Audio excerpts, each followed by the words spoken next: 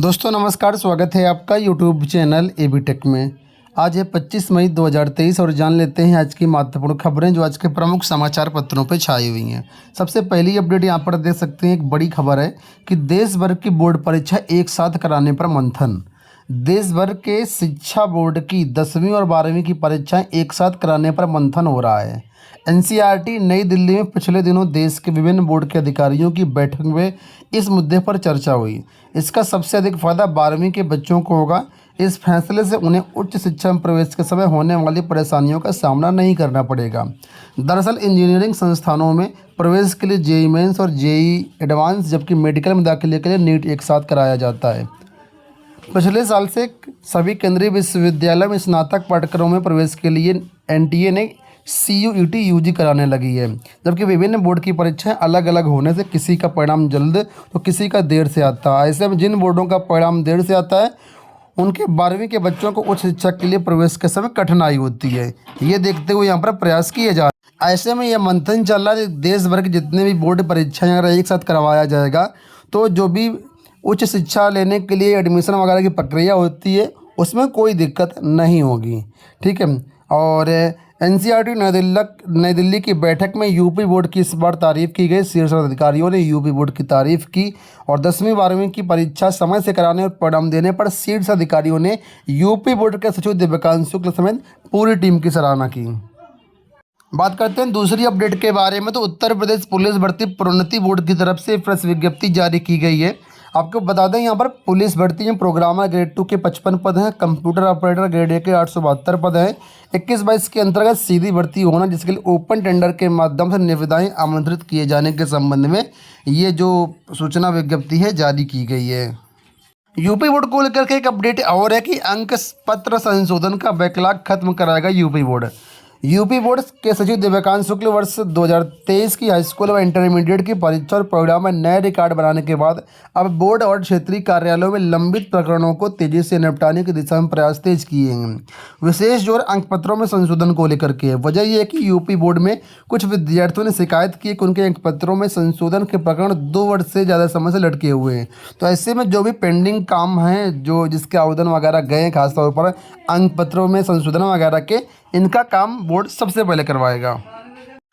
अगली अपडेट है एसएससी को लेकर के। एसएससी की तरफ से जेईई भर्ती का परिणाम जारी कर दिया गया। 2798 को नौकरी मिल चुकी है। केंद्रीय कर्मचारी चयन आयोग ने बुधवार को जूनियर इंजीनियर भर्ती परीक्षा 2022 का अंतिम परिणाम जारी कर दिया। इसमें देश भर के 2798 अभ्यर्थियों का जेईई के पद पर चयन हुआ है। इनको केंद्र सरकार के विभिन्न विभागों मंत्रालयों में तैनाती मिलेगी। परिणाम जारी करने के साथ ही विभाग आवंटन कर दिया गया है। आवंटित विभाग में इनके प्रमाण पत्रों की जाँच होगी और फिर नियुक्ति मिलेगी। एसएससी ने इस भर्ती को 9 महीने में पूरी किया हुआ है। अगली अपडेट यहाँ पर है जीडीसी को लेकर के। आप लोगों को मालूम होगा कि कल राजकीय महाविद्यालयों में कॉलेज आवंटन होना था, तो फिलहाल आवंटन कर दिया गया है। उसी के बारे में यहाँ पर अपडेट है कि राजकीय महाविद्यालयों को 82 नए असिस्टेंट प्रोफेसर मिल गए हैं। ऑनलाइन काउंसलिंग प्रक्रिया पूरी होने के बाद उच्च शिक्षा निदेशालय ने बुधवार को अभ्यर्थियों को कॉलेज आवंटित करते हुए नियुक्ति पत्र जारी कर दिया है। अभ्यर्थी अपने नियुक्ति पत्र 10 जून तक ऑनलाइन अपलोड कर सकते हैं। ज़्यादातर अभ्यर्थियों को पिछड़े जिलों में कॉलेज आवंटित किए गए हैं। 128 पदों पर भर्तियां आई थी, जिसमें से 110 अभ्यर्थी यहां पर चयनित होकर के संस्तुति के लिए भेजे गए थे शासन को, जिसमें से 18 औपबंधिक चयन हुआ था। तो इसमें फ़िलहाल जो कॉलेज आवंटन हुआ है वो 82 का हुआ है।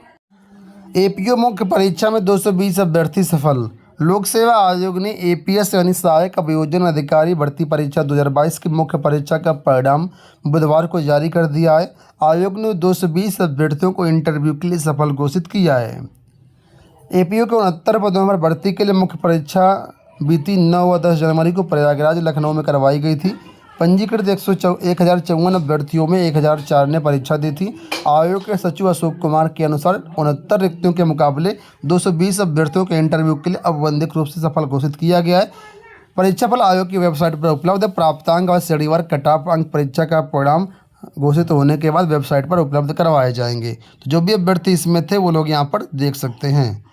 साथ ही साथ यहाँ पर एक अपडेट और है एलटी गेट को लेकर के। बताया गया कि एलटी गेट अब वेतन वापसी के लिए 31 तक मांगे गए प्रार्थना पत्र।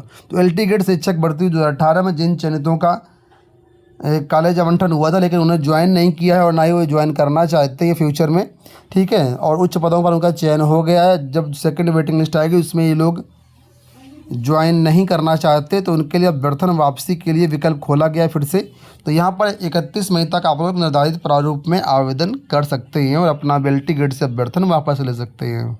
आप सभी के लिए एक बड़ी अपडेट है असिस्टेंट प्रोफेसर भर्ती को लेकर के। बताया गया कि यूपीएससी में जल्द खुल सकते हैं भर्ती के रास्ते। उत्तर प्रदेश उच्चतर शिक्षा सेवा आयोग में 1 साल से फंसी असिस्टेंट प्रोफेसर भर्ती का रास्ता जल्द ही खुल सकता है। मामला इलाहाबाद हाईकोर्ट में जाने के बाद आयोग में जल्द ही अध्यक्ष या नए सदस्य की नियुक्ति की जा सकती है।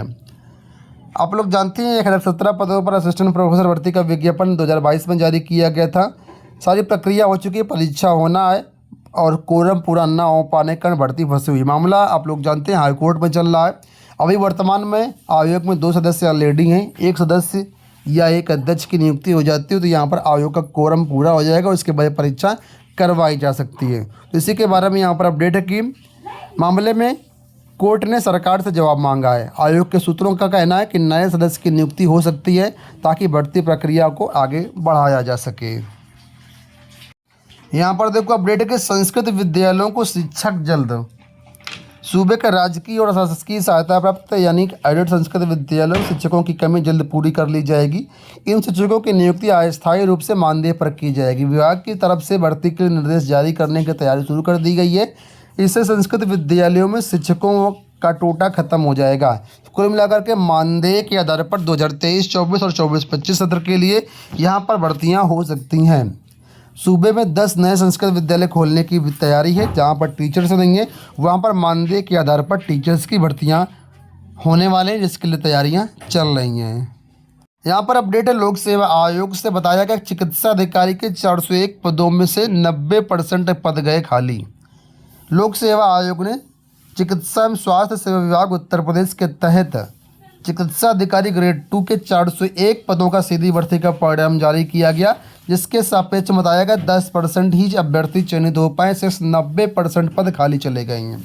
कारण यहाँ है कि यहाँ पर अभ्यर्थी ही उपलब्ध नहीं थे तो पद तो खाली जाने थे। चिकित्सा अधिकारी में आप लोग देख सकते हैं जितने पदों का विज्ञापन आता है उसमें 90% पद खाली चले जाते हैं। मात्र 40 अभ्यर्थियों का ही यहाँ पर चयन हुआ है।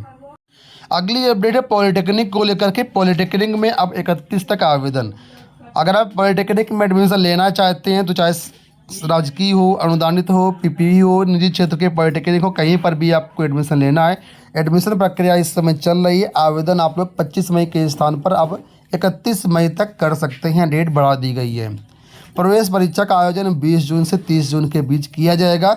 तो ऐसे में जो छात्र अभी तक आवेदन नहीं किए उनको डेट बढ़ने से काफ़ी राहत मिलने की उम्मीद है।